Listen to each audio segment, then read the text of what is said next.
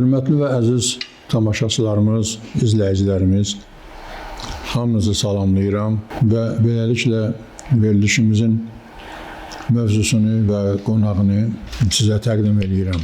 Mühəlli Kərimov, tanınmış jurnalist, Azərbaycan Fermeri qəzetinin və Asfermer.tv-nin baş redaktoru, tanınmış jurnalist, yazar, bugün bizim qonağımızdır. Yəqin ki, bu imza sizə də tanışdır. Mühəlli Kərimov. O, son illər hadisələrə, ətrafımızda baş verən ictimai, siyasi olaylara həmişə aktiv münasibət bəsləyir və öz sözünü deyərək münasibətini bildirir. Bu baxımdan onu studiyamıza dəvət etmiş və bugünkü hadisələrlə bağlı bəzi sözlərimizi, suallarımızı vermək fikrindəyik. Bilirsiniz ki, bu dəqiqə Azərbaycan mətbuatı, sosial şəbəkələr, nəinki Azərbaycan mediası, hətta dünya mətbuatı belə Azərbaycanda baş verən bu xoşa gəlməz olaylarla bağlıdır və elə bir həddə gəlib çatıb ki, uzun illər Azərbaycan hakimiyyətində, Azərbaycan dövlətçiliyində yüksək vəzifə tutmuş bir adam, Azərbaycan Milli Elmlər Akademiyasının prezidenti olmuş bir akademik, alim, öz nankorluğunu göstərərək Azərbaycan dövlətçiliyinə qarşı çıxmış və hamını təəccübləndirmişdir. O, tanınmış adam Ramiz Mehdiyevdir. Mühəlli müəllim, yəqin ki, Ramiz Mehdiyevin siz bütün fəaliyyətini, işini, gücünü uzun illər, bu 30 ildə, 20 ildə izləmişsiniz və bu hadisələrə kənardan baxan bir ziyalı kimi, jurnalist kimi necə münasibət bəsləyirsiniz? Çox sağ olun. Mən də izləyicilərimizi salamlayıram. Düz buyurursunuz ki, təsəvvürə gəlməyən səviyyədə uzun müddət dövlətin aparıcı bir rəhbəri işləyən bir insanın ən axırda faktlarla sübut ola bilən antidövlət siyasəti, dövlət çevrilişi səviyyəsində dövlətimizə qarşı xəyanət etməsi həqiqətən də bütün Azərbaycan xalqını düşündürür, o cümlədən də məni düşündürür və belə bir hadisələri demək olar ki, uzun müddətdir ki, mən mətbuat işçisi olaraq mətbuatı izləyirəm və gedən ictimai proseslərlə bağlı müşahidələr aparıram. Hesab edirəm ki, bu indiki proses deyil, bu uzun müddətdir. Bu məsələlərlə Ramiz Mehdiyev 5-ci kolonna rəhbərlik edərək öz fəaliyyətini həyata keçirmişdir. Düşündüklərim bundan ibarət olub ki, müşahidələrim bundan ibarət olub ki, Tahir müəllim, bunların bu 5-ci kolonun iki məqsədlə siyasətinin həyata keçirilməsinin mən şahid olmuşam və o cürdə müşahidələrim var. Biri o idi ki, harda dövlətə cənab prezidentimizin, ulu öndərimizin bu böyük xidmətlərini dəyərləndirən və ona mövqe bildirən insanları sıradan çıxarmaq, nüfusdan salmaq, gözdən salmaq, onları məhv etmək siyasəti. Digər tərəfdən müşahidələrim ondan ibarət olub ki, harda antidövlət siyasəti mövqeyindən fəaliyyəti olan insanlar varsa, onları da öz ətrafına çəkib, onları vəzifələrlə, uca yerlərdə onları vəzifə şəraiti yaradaraq, imkanlar yaradaraq, istər iqtisadi cəhətdən onların imkanlarının artırılmasına şərait yaradıb, istərsə də ki, onların mühüm vəzifələrdə işləməklə birbaşa onların tabiçiliyi həmin bu Ramiz Mehdiyev tərəfindən idarə olunması siyasətinə xidmət etməyin mən belə şeylərin müşahidəsini etmişəm və uzun müddət axtarışındayam bu məsələlərin. Bu məsələ xüsusilə Ulu Öndər Heydər Əliyev dünyasını dəyişəndən sonra, Allah ona min dəfə rəhmət eləsin. Çünki Ulu Öndərimiz bu günləri biz Ulu Öndər tərəfindən siyasi təməl qoyulan o böyük bir tarixi şəxsiyyətin hesabına Azərbaycanımız indi artıq öz sözünü deyir və bir dövlət kimi formalaşıb, dünya ölkələri arasında sayılıb seçilən bir dövlət kimi tanınıb, mövqeyi var. Azərbaycanımızın maraqlarını, dövlət maraqlarını, ümumxalq maraqlarını müdafiə etmək qabiliyyəti var, gücü var. O səviyyədə artıq nəticələnib Ulu Öndərimizin siyasəti və Bu Ulu Öndər Heydər Əliyev siyasətində bizim böyük faydalarımız ondan ibarət olub ki, sabitliyimizin davamlı şəkildə yaşaması, müstəqilliyimizin əbədi olması, suverenliyimizin əldə olunması və son dərəcə ərazi bütövlüyümüzün təmin olunması. Bunlar hamısı Ulu Öndər Heydər Əliyev siyasətində təməl ondan qoyulub və böyük nəticələrində böyük şahidiyik. Bizim balalarımız, gələcəyimiz, nəvələrimiz, uşaqlarımız bu sabitlikdən faydalanır. Bu xoşbəxt dünyadan faydalanır. Amma Ramiz Mehdiyev kimi haqq itirənlər ki var idi, hələ vaxtilə Ulu Öndər Heydər Əliyev cənabları o Azərbaycanımızda vəzifə verdiyi, ehtiram göstərdiyi, ucaltdığı insanlardan özgiliyini edirdi. Mən bunun şahidiyim. Belə idi ki, Ulu Öndər Heydər Əliyev indi özünüz bilirsiniz ki, SSR deyilən bir dövlət dünya səviyyəsində ən böyük nüfusa malik olan bir dövlət idi və elə bir dövlətdə bir Azərbaycanlının gedib SSR Nazirlər Soveti sədrinin birinci müavini səviyyəsinə çıxmış, belə bir uca yerdə durmuş bir insana Azərbaycan xalqı ancaq ona fəxr etməli idi, ondan qürur duymalı idi. Amma həmin illərdə belə onun ünvanına özünün dileyindən deyirəm, Azərbaycanımızdan saxtakar, antidövlətçi, ermənipərəst qüvvələri var idi ki, deməli, ruspərəst qüvvələr var idi ki, onlar Ulu Öndər Heydər Əliyevin ünvanına mənfi fikirlərlə müraciətlər edənlər də olmuşdu. Bu barədə Ulu Öndər Heydər Əliyev özü gileylənirdi ki, bax, belə bir hadisələrlə qarşılaşırdı. Yadımızdadır ki, SOVKP MK Mərkəzi Komitəsinin baş katibi Qarbaçov hakimiyyətə gələn kimi birbaşa Ulu Öndər Heydər Əliyevə qarşı o öz təsirini göstərdi. Qısqanırdı onu. Çünki onun böyük şəxsiyyətinə, böyük intellektinə qısqanırdı. Təkcə ondan da başqa Azərbaycanımızı Heydər Əliyevsiz təsəvvür eləmək mümkün deyil. Çünki Heydər Əliyev Azərbaycanımızın təəssübkeşi idi.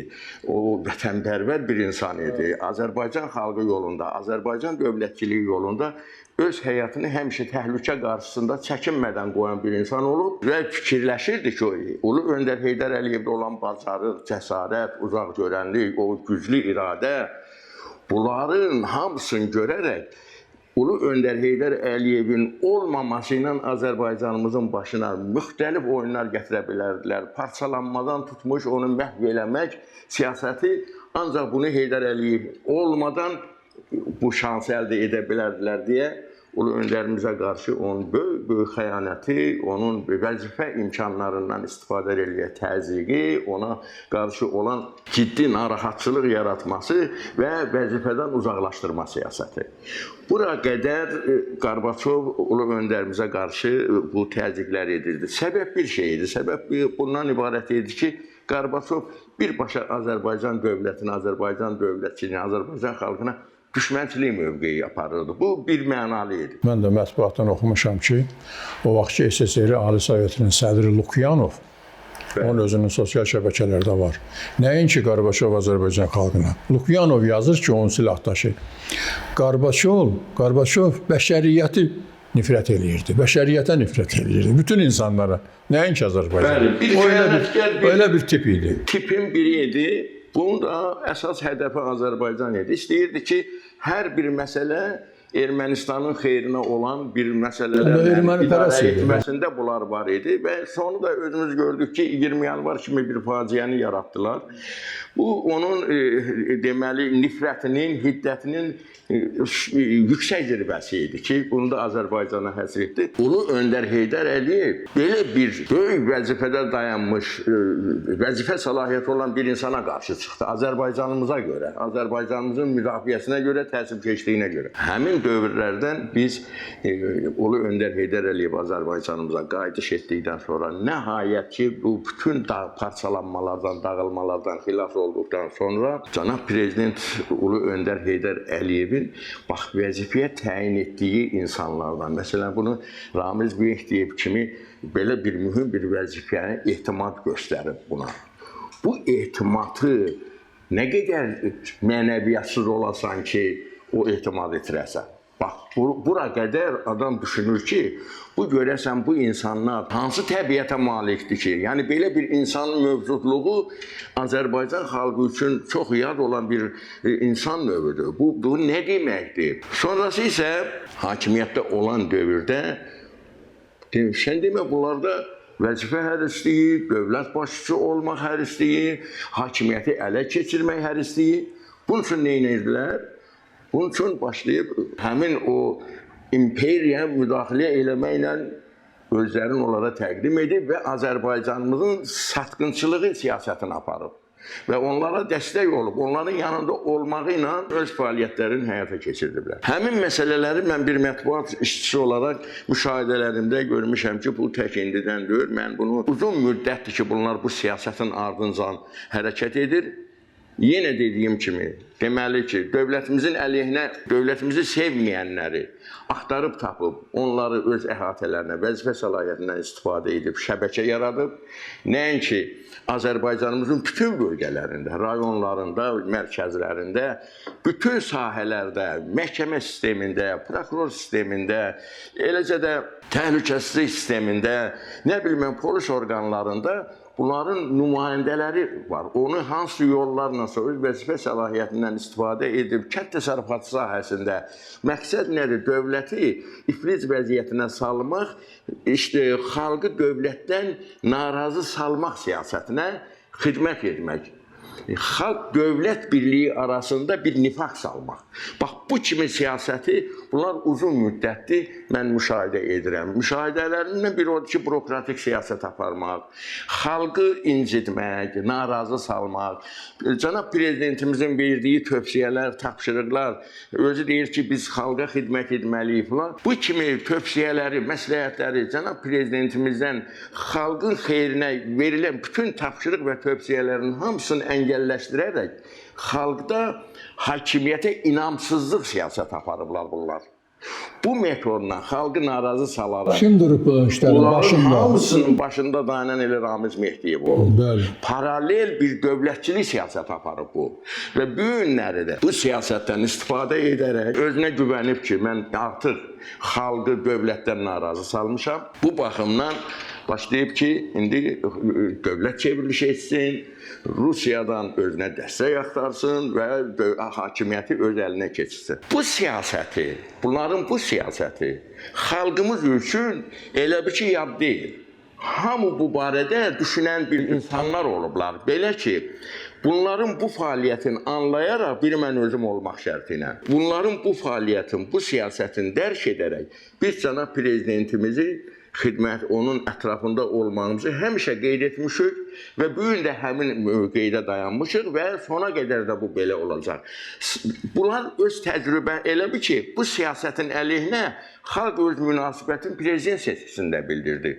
Çox böyük, yüksək səslə, sevinə-sevinə. Məsələn, misal çəkirəm ki, mən özüm Saatlı rayon Azadkənd kəndində, hansı ki, AXCP sədri Əli Kərimli o kətdə yaşayır, o kətdən vətəndaşıdır. Əli Kərimli boykot siyasət aparırdı ki, heç kim seçkilərə gəlməsin. Amma mən elə Aspermer TV-də orada qeyd eləmişəm, səhər seçki başlamamışdan həmin Azadkənd cəmaatının demək olar ki, 80-90% seçkilərə könüllü gələrək və öz mövqeylərini açıqladı. Orada yüzlərlə insanlar müsahibə verib ki, mən, orada vətəndaş var ki, deyir ki, mən 100 namizəddə olsa İlham Əliyevə səs verməyə gəlmişəm. Yəni, bu müəyyən insanlara misal kimi o vətəndaşlar özlərini göstərirdi. Xalq prezidentimizi sevir və onun ətrafındadır. Bu, onsuz da mümkün olan bir məsələ deyildi. Bu, çevrilişə nail ola bilməzdi. Heç belə deyək ki, Rusiyada dəstək olsaydı, xalq prezidentimizin yanındadır. Belə bir ağılsız siyasətə gedən insanlara mən bədbəxt kimi baxıram. Bunlar nankör kimi, bunlar həyatda ən düşüncəsiz bir insan kimi dərk edirəm ki, düşünürəm ki, bunlar hansı fikirlə bu mövqeyə gəlib və bu məqsədlə hərəkət edib. Müəllim, bu ən böyük nankörlükdür. Bu adam akademikdir. Bu adam dəfələr ən yüksək ordenlər, İstiqlal ordenini alıb. ən yüksək ordenlərin, ali orden olan Heydər Əliyev ordenini alıb, uzun illər vəzifədə işləyib, bütün qohum əqrəbəsi yüksək vəzifələrdədir. Hətta APA'nın yaydığı məlumata görə o tək deyil, onun uzun illər yanında olan onun silahdaşı, Prezident Administrasiyasının keçmiş ictimai siyasi şöbəsi müdürü Əli Həsənov da deyirlər, APA'nın yazdığı məlumata görə istintaqa cəlb olunub, dindirilib. Bu iki adamlar, bunlar nə istəyirlər, bunların nəyi çatmayıb, nəyə görə bu yola düşüblər? Əksinə olmaqdan ki, bu dövlətdən bəhrələnmişik, bu xalqdan xeyir görmüşük, bu vəzifələrimizdə işləmişik. Əksinədir, deməli bunun ən böyük adı nankorluqdur, üzü dönüklükdür və xalq da belə adamları sevmir. Xəyanət yox, lap biraz da artıq. Tahir müəllim, mən bir məsələyi müşahidə edirəm ki, bunlar öz varlığı ilə, əgər Ulu Öndər Heydər Əliyev bunları vəzifəyə gətirməsəydi, istər Əli Həsənovu, istər Ramiz Mehdiyevi, bəlkə də bir ailəni idarə etmək bacarığında ola bilməzdilər. İndi belə bir böyük o şansdan istifadə edib bura qədər imkan əldə edən bir insanın birdən-birə belə dönüklüyü, dövlət çevrilişi siyasət aparmaq, dövlətimizi ömrü boyu bizə düşmənçilik siyasətində düşmənlərimizi bizim üstümüzə qaldıran və onlara dəstək olan imperiyasına satmaqla buna mən ad tapa bilmirəm. Buna yeni bir ad lazımdır ki, deyəsən ki, bunlar ona layiqdir. Bu yoxdur. Buna xəyanətkar deyirik, bu azdır. Buna biz dönüklük deyirik, bu azdır. Bunlar vətən xainindən də betərdilər. Və öz əməllərində, yaşadığı tarixlərdə Azərbaycan xalqına ermənilərdən də betər. Bax, bu xalqa düşmənçilik ediblər öz məqsədlərinə nail olmaq üçün, öz siyasətlərini qurmaq üçün, xalq dövlət birliyini sarsıtmaq üçün. Bunların əməllərində bunlar görüşür. Tahir müəllim. İndi Nühəli müəllim hal-hazırda Milli Təhlükəsizlik Xidmətində istintaq gedir və bu televiziya ilə də xalqa göstərildi. Ramiz Mehdiyev istintaqa cəlb olunub, 4 ay haqqında həbs qəti imkan tədbiri, yəni ev dustaqlığı ilə çəkilib, istintaq gedir, hətta ailə üzvləri də istintaqa cəlb olunub. İndi biz dövlətimizin, hökumətimizin apardığı siyasəti dəstəkləməklə gözləyirik ki, görə istintaq nə deyəcək, ondan sonra da biz əlavə öz sözlərimizi deyəcəyik. Əlbəttə ki, biz hər zaman ayıq-sayıq olmalıyıq. Əgər biz istəyiriksə ki, dövlətimiz sabitlik şəraitində davamlı şəkildə yaşasın, xalqımız xoşbəxt siyasətlərlə gələcəyə geçsinlər, bizim gənclərimiz xoşbəxt dünyada yaşaya bilsinlər, Azərbaycan dövləti qələbə zirvəsində dayansın, Azərbaycan xalqı həmişə sabitlik şəraitdə yaşasın. Əgər biz bunları istəyiriksə, şübhəsiz ki, hər bir Azərbaycanlı dövlətimizin yanında olmalıdır, xalq dövlət birliyini qorumalıdır ki, belə xəyanətkar ünsürlər, belə xəyanətkar simasızlar meydan aça bilməsin və onların fəaliyyətinə qarşı elə xalq özü çıxsın. Bax, ona görə də mən öz sözümü deyirəm, mən xalqımı da bu dediyim istiqamətdə çağırış edirəm. Xalq dövlət birliyini qorumaq bizim xoşbəxtliyimiz, xoşbəxt gələcəyimiz deməkdir. Aydındır, çox sağ olun Nühəli müəllim, gəldiyinizə görə, öz fikirlərinizi ifadə etdiyinizə görə biz hamımız, bütün Azərbaycan xalqı, Azərbaycan xalqının sağlam qüvvələri hamısı siz kimi düşünür, sizə qoşulur və elə də olacaq. Bütün həmişə qalib, müzəffər prezidentimiz öz xalqı ilə birlikdə həmişə qələbədən qələbəyə gedəcəkdir. Hörmətli və əziz tamaşaçılarımız, izləyicilərimiz, bununla da bugünkü verilişimiz başa çatır. Sizə də uğurlar diləyirik. Sağ olun, yeni görüşlərədək.